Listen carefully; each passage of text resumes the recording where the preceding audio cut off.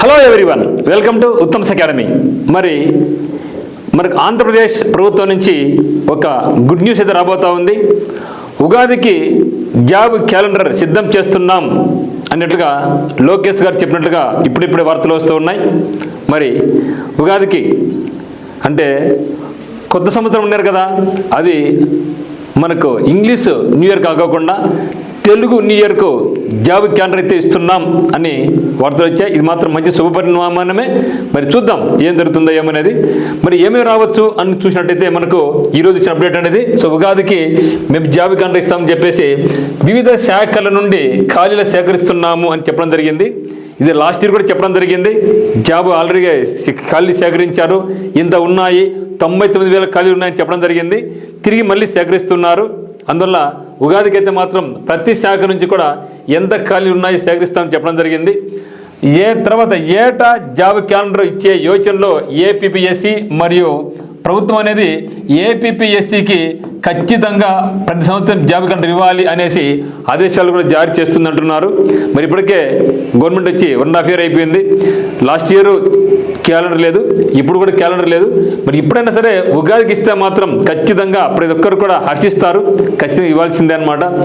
మరి ఉగాదికి అయితే మాత్రం జాబ్ క్యాలెండర్ అంటున్నారు. గతంలో కూడా ఏం జరిగిందంటే 2025లో కూడా జనవరి 1 అనుకున్నారు, జనవరి 12 అయిపోయింది. సంక్రాంతి అన్నారు, తర్వాత జనవరి 23 అన్నారు, అది కూడా అయిపోయింది. ఆ తర్వాత అయిపోయింది, అంతా అయిపోయింది.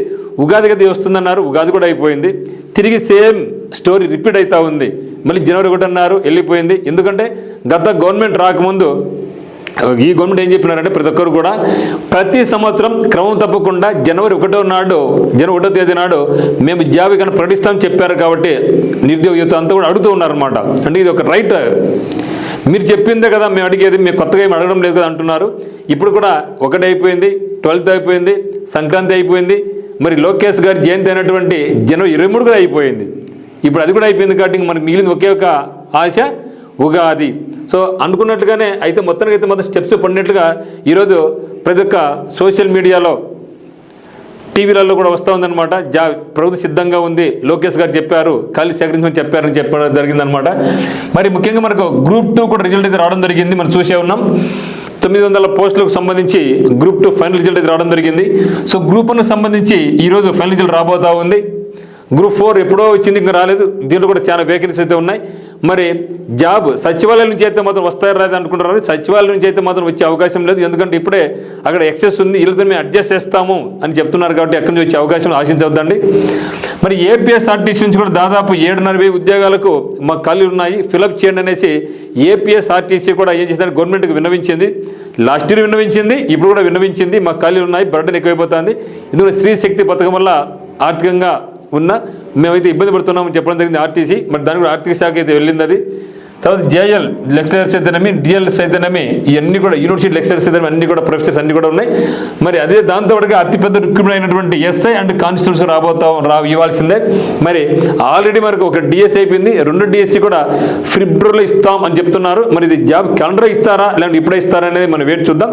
ఎందుకంటే ఇప్పుడు జనవరి కూడా అయిపోయింది. సో జనవరి అయిపోయిందంటే టెట్ అయిపోయింది, ఇంకా డిఎస్సి మరి ఇవ్వాలి, చూద్దాం ఏం జరుగుతుందో. బట్ ఏదేమైనా మిత్రమా, ప్రతి గవర్నమెంట్ కూడా ఈ 12 కాలంలో తిక్కమలు చేస్తూ ఉందన్నమాట.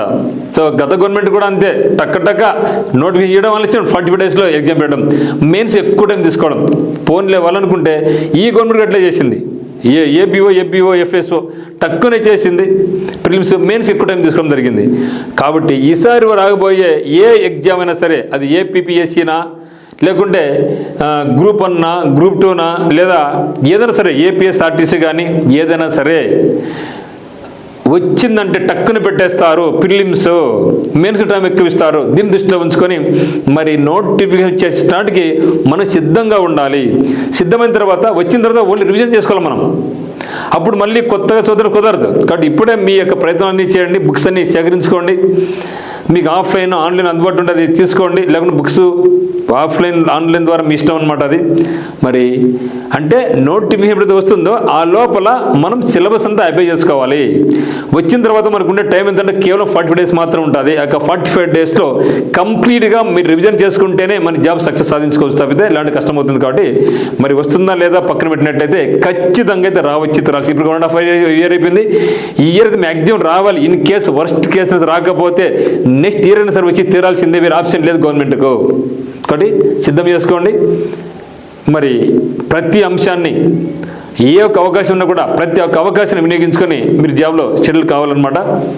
మరి మీకేమన్నా ఏపీబీసీ పరంగా మీకేమన్నా కరెంట్ అఫైర్స్ కానీ మెంటల్ ఎబిలిటీ కానీ మీకు అవసరమైతే ఫుల్ కోర్స్ మన కాడ ఉండదండి. గ్రూప్స్ పరంగా అయితే మాత్రం గ్రూప్ 1 గ్రూప్ 2 ఏ పరంగా సరే మీకు కంప్లీట్గా కరెంట్ అఫైర్స్ బ్రహ్మాస్త్ర పరంగా మీకు ఉత్తమ్ సెకండ్ యాప్లో మీకు only current affairs and mental ability మీరు తీసుకోవచ్చు. మీరు కానీ మీకు ఫ్రెండ్స్ ఎవరైనా సరే బ్యాంక్స్ కానీ ఎస్ఎస్సి కానీ ఆర్ఆర్బీ ప్రిపేర్ అవుతున్నట్టయితే దీనికి ఆఫ్లైన్ కోచింగ్ ఉంది, ఆన్లైన్ కోచింగ్ ఉంది కడప టర్నింగ్ పాయింట్ నందు. మీకు ఎటువంటి డౌట్స్ ఉన్నా కూడా మనకి నెంబర్ 8688080802కి మీరు కాల్ చేయొచ్చు. సో అందరికి కాల్ వెరీ బెస్ట్. మరి గవర్నమెంట్ కూడా తొందరగా స్టెప్స్ తీసుకోవాలనేసి ఎండోమెంట్ ఆఫీసర్స్ ఏమైతే ఉన్నాయో 104 పోస్టులు సచివాలయ ఉద్యోగాలతో సర్దుబాటు చేయకోకుండా క్యాలెండర్తో పాటుగానే రిలీజ్ చేయాలనేసి అందరూ కూడా కోరుకుంటున్నారు.